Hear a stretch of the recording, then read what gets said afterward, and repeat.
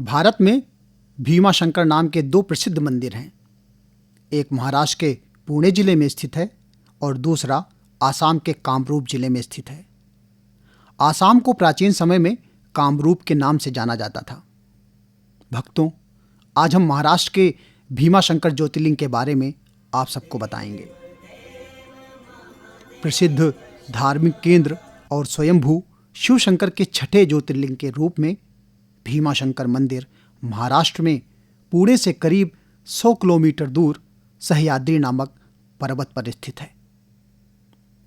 यह स्थान नासिक से लगभग 120 मील दूर है। भीमा नदी के उद्गम स्थल पर शिराधन गांव में 3250 फीट की ऊंचाई पर स्थित इस मंदिर का शिवलिंग मोटा होने के कारण यह मोटेश्वर महादेव के नाम से भी जाना जाता है।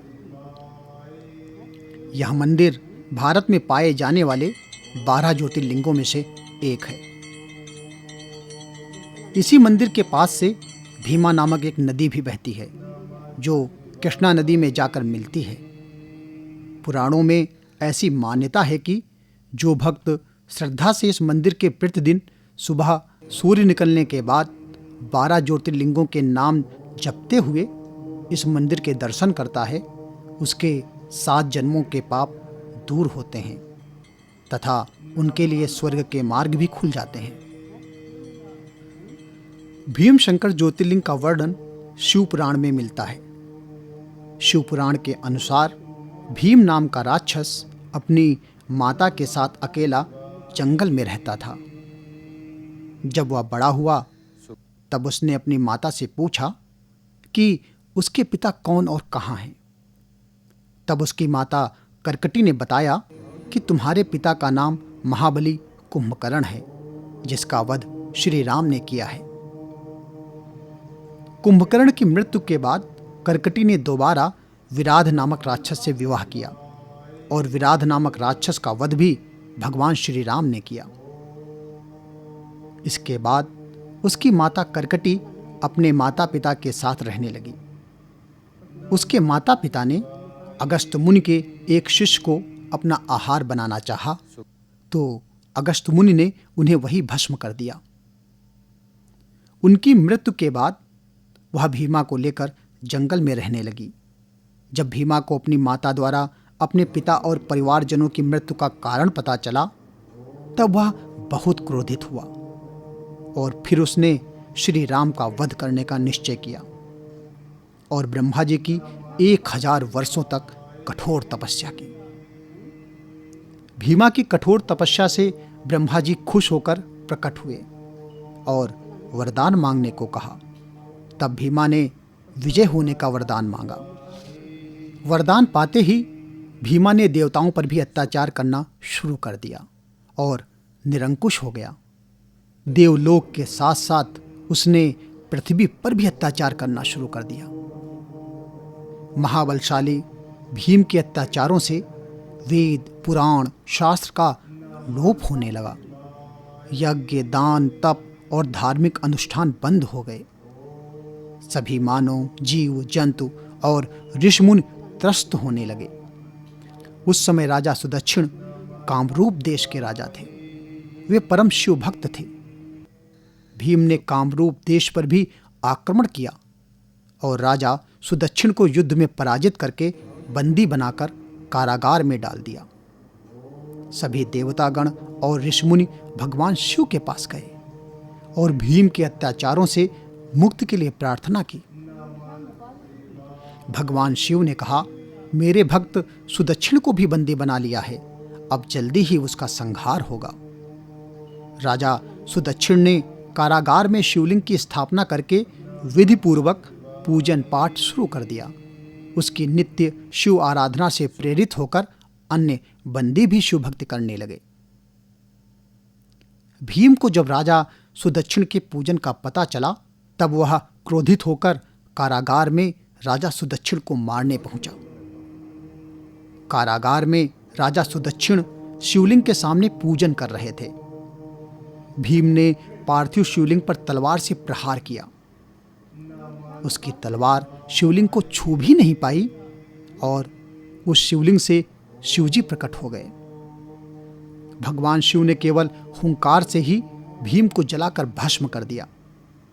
भीम के वध के पश्चात सभी देवतागण और ऋषिमुनियों ने भगवान भोलेनाथ से कहा कि आप लोक कल्याण के लिए हमेशा के लिए यहाँ निवास करें। भगवान शिव जी सभी पर कृपा करने के लिए उसी स्थान पर शिवलिंग के रूप में स्थापित हो गए। यही शिवलिंग भीमेश्वर ज्योतिर्लिंग के नाम से जगत प्रसिद्ध हुआ। ऐसा माना जाता है कि राक्षस भीम और भगवान शिव की लड़ाई के बाद भगवान शिव के शरीर से निकलने वाले एक पसीने की बूंद से भीमारथी नदी का निर्माण हुआ है।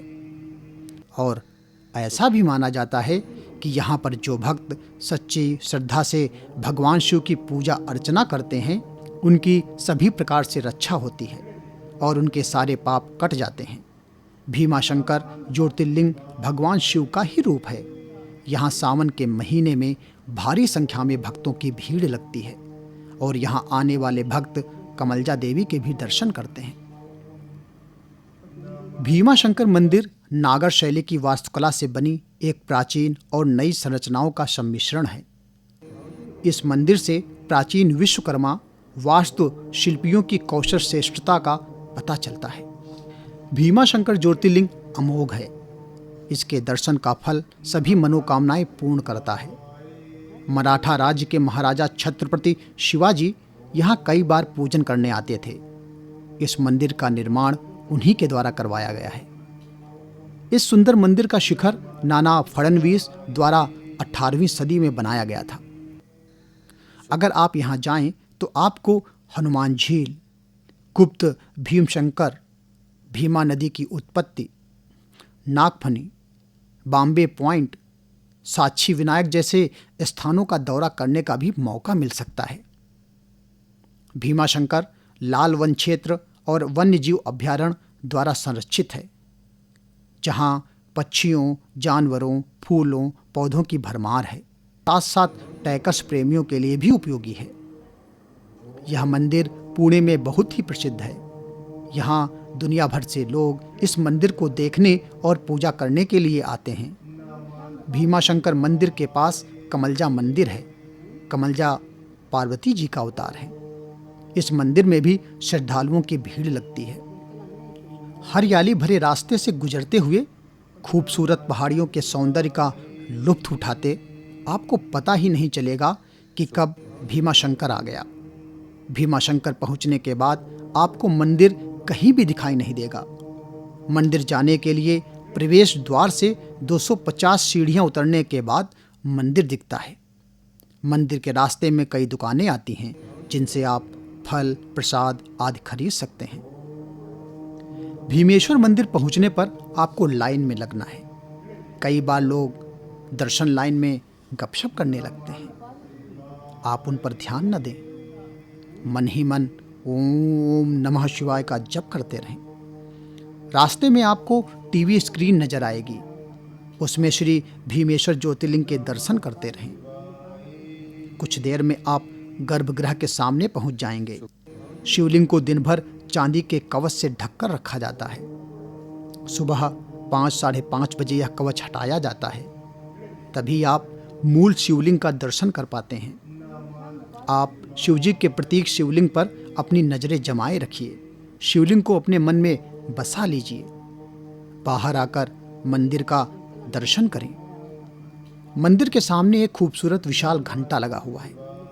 ये घंटा महान हिंदू पराक्रम का प्रतीक है। मराठा इतिहास के अनुसार अद्भुत दिखने वाला ये घंटा पुर्तगालियों के चर्च का है।